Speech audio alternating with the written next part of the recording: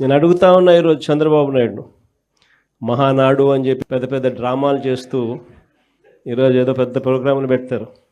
నేను అడుగుతా ఉన్నా, మీ వేదికపై నుంచి నీకు చెప్పే ధైర్యం ఉందా? మీ కార్యకర్తలను గడప గడప తిప్పే ధైర్యం మీకు ఉందా అని అడుగుతా ఉన్నా. ఇదే చంద్రబాబు నాయుడు. కారణం, తెలుగుదేశం పార్టీకి సంబంధించిన ఏ కార్యకర్త అయినా కూడా గడప గడప ప్రోగ్రాం చేస్తూ ఏ ఇంటికి వాళ్ళు వెళ్ళినా కూడా ఆ ప్రతి ఇంట్లోనూ కూడా చంద్రబాబు నాయుడు గారు ఎన్నికలప్పుడు ఇచ్చిన మేనిఫెస్టో ఆ ప్రతి ఇంట్లో వాళ్ళ దగ్గర కాపీ ఉంది. ఆ ఎన్నికల మేనిఫెస్టో వాళ్ళ ఇంట్లో కాపీ ఉంది. ఎన్నికలప్పుడు వీళ్ళు పబ్లిసిటీ ఇస్తూ వీళ్ళు మర్చిపోతారేమో అని చెప్పి 1, 2 సార్లు 3 సార్లు 4 సార్లు కార్యకర్తలందరినీ కూడా తిప్పుతూ ప్రతి ఇంటికి వెళ్ళి వీళ్ళు చెప్పిన మాటలు ప్రతి ఇంట్లోనూ కూడా ప్రజలకు గుర్తుంది. వీళ్ళు ఇచ్చిన బాండ్లు ప్రతి ఇంట్లో కూడా ఈ రోజుకి ఉన్నాయి.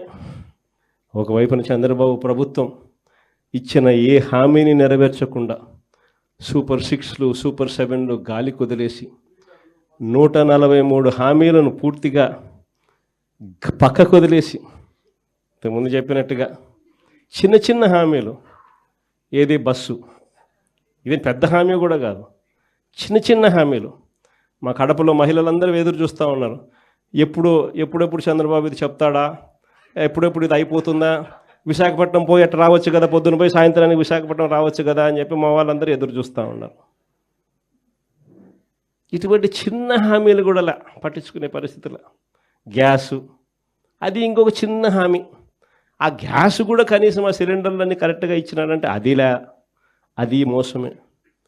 ఇటువంటి చిన్న చిన్న హామీల దగ్గర నుంచి మొదలు పెడితే 143 హామీలకు గతి లేదు. గత 5 సంవత్సరాలు కూడా వ్యవస్థలని నిర్వీర్యమైపోయి ఉపాధి అవకాశాలు లేక, ఉద్యోగ అవకాశాలు లేక మొత్తం యువత అంతా కూడా తప్పుదారి పట్టి గాంజా మార్గాన్ని బట్టి ఉపాధి అవకాశాలు లేక అల్లాడుతుంటే ఆ యువతకి ఒక మార్గదర్శకం ఇవ్వాలి అని చెప్పి ఆ రోజుల్లో రౌడీ రాజకీయాలు జరిగే పరిస్థితుల్లో, సైకోలు పాలన పరిపాలించే పరిస్థితుల్లో ఆ రోజు ఒక్కగానొక్క బిడ్డ ఈరోజు రోడ్డు మీదకి వచ్చి అవమానాలు ఎదుర్కొన్నాడు, అపహేళనలు ఎదుర్కొన్నాడు. ఒక పక్క తల్లిని అవమానించారు, ఒక పక్క తండ్రిని జైలుకి పంపించారు.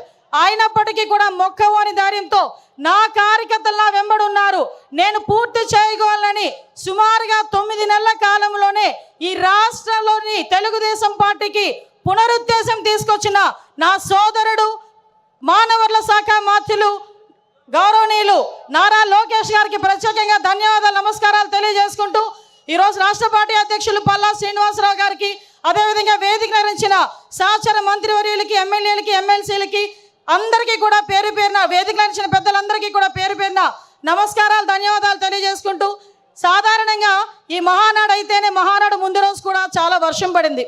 వర్షం పడితే చాలామంది లోపల తీన్మా డ్యాన్సులు వేసుకున్నారు అవతల పార్టీ వాళ్ళు. ఈ మహానాడు ఎలా అవుతుందో చూద్దాం, ఈ మహానాడు ఎలా అవుతుందో చూద్దామని. ఒక్కటి మాత్రం నిజం, ఆ మహానుభావుడు చంద్రబాబు నాయుడు గారి సంకల్ప బలం ముందు అన్నీది కూడా దిగదుడిపోయి, ప్రకృతి కూడా ఈరోజు మనకి సహకరించి 3 గంటల టైంలో ఇంత చల్లగా మనందరినీ కూడా ఇక్కడ ఆశీర్వదించిందంటే ప్రకృతి. ఈరోజు ఇది కూడా ఒక శుభ సూచకంగా దేవుని స్క్రిప్ట్ కింద భావించాల్సిన పరిస్థితి. గత 5 సంవత్సరాలు చూసాం, విధ్వంసంతో స్టార్ట్ అయింది, ప్రజావేదిక విధ్వంసంతో స్టార్ట్ అయింది, అనేక కేసులు పెట్టించుకున్నాం, అనేక రకాల జైళ్ళకి వెళ్ళాం. అభివృద్ధిలో శూన్యమైపోయింది, 20 సంవత్సరాలు వెనక్కి వెళ్ళింది. అభివృద్ధిలో ఎందుకు ముందుకు రాలేకపోయింది అంటే శాంతి భద్రతల మీద వాళ్ళకి పట్టు లేక, కనీసం వాళ్ళ భద్రత మీద వాళ్ళు కనీసం శ్రద్ధ చూపకపోవడం వల్ల ఈ రోజు మళ్ళీ అదే శాంతి భద్రతల మీద, భద్రత మీద శ్రద్ధ చూపించారు. కాబట్టి మన నాయకుడి మీద ఉన్న నమ్మకంతో ఈరోజు అనేకమైన కంపెనీలు ఈరోజు వస్తున్నాయి. గుంట నక్కలు చేరకుండా ఉండే బాధ్యత కూడా కార్యకర్తలుగా మనందరం కూడా తీసుకోవాల్సిన బాధ్యత ఉంది. మళ్ళీ 5 సంవత్సరాల తర్వాత నేను వస్తా అని కలలుగనే వాళ్ళకి మొన్నటితోనే ఆఖరి రోజు పులి స్టాప్ పడే పరిస్థితి, మళ్ళీ ఇలాంటి గుంట నక్కలు మన దగ్గరికి చేరకుండా ఉండే పరిస్థితి కూడా మనం తెచ్చుకోవాలని మనస్ఫూర్తిగా కోరుకుంటూ, ఇప్పటి నుంచే 2029 ఎన్నికలకి కూడా ఇప్పటి నుంచే పని చేయాలని ప్రతి కార్యకర్తకి కూడా తెలియజేసుకుంటూ, ఈ మహావేదికగా మీ అందరికీ నాకు ఇక్కడ మాట్లాడే అవకాశం కలగజేసినందుకు ప్రత్యేకంగా గౌరవ ముఖ్యమంత్రి వర్యులకి, నారా చంద్రబాబు నాయుడు గారికి, లోకేష్ బాబు గారికి అందరికీ కూడా ధన్యవాదాలు, నమస్కారాలు తెలియజేసుకొని సెలవు తీసుకుంటున్నా.